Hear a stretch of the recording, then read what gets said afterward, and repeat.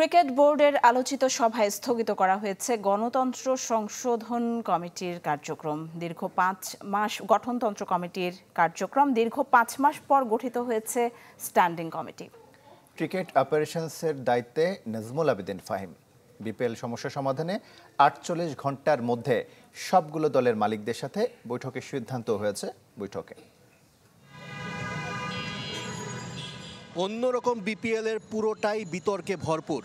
দুর্বার রাজশাহী আর চিটাগং কিংসের পারিশ্রমিক ইস্যুতে কলঙ্কের দাগ লেগেছে ফ্র্যাঞ্চাইজি টুর্নামেন্টে। নষ্ট হয়েছে বিসিবির ইমেজ। তবুও কার্যত কোনো পদক্ষেপ নিতে দেখা যায়নি ক্রিকেট বোর্ডকে। বিপিএল এর শেষাংশে এসে সিরিয়াস বিসিবি।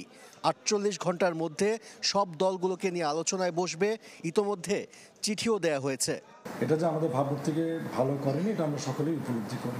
নিজেদেরকে স্বচ্ছ রাখা দরকার, যেটা আমি একটু আগে বললাম, এবং এটা ক্লিয়ারলি বলা উচিত এবং করা উচিত যে কিভাবে যেই ভুলগুলো অতীত হয়েছে সেই ভুলগুলো যেন আর ভবিষ্যতে না হয়।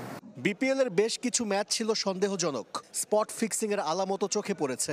এই বিষয়টা আকসুর উপর ছেড়ে দিয়েছে বোর্ড। তবে বিপিএল চলাকালীন টুর্নামেন্ট সদস্য সচিব নাজমুল আবেদিনের বিদেশ ভ্রমণ ভালোভাবে নেয়নি বাকি পরিচালকরা। উনি থাকলে ভালো হতো, কিন্তু উনি যেহেতু যেটা আমরা বুঝেছি যে অ্যাকচুয়ালি উনি মনে করেছিলেন যে এটা ইম্পর্টেন্ট ওনার ওইখানকার প্রেজেন্স।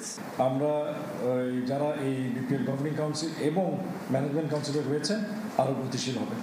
শনিবার বিপিএল সহ বেশ কিছু এজেন্ডা নিয়ে আলোচনা হয়েছে বোর্ড সভায়, যার মধ্যে অন্যতম ইস্যু গঠনতন্ত্র সংশোধন নিয়ে ক্লাবগুলোর সাথে দ্বন্দ্ব।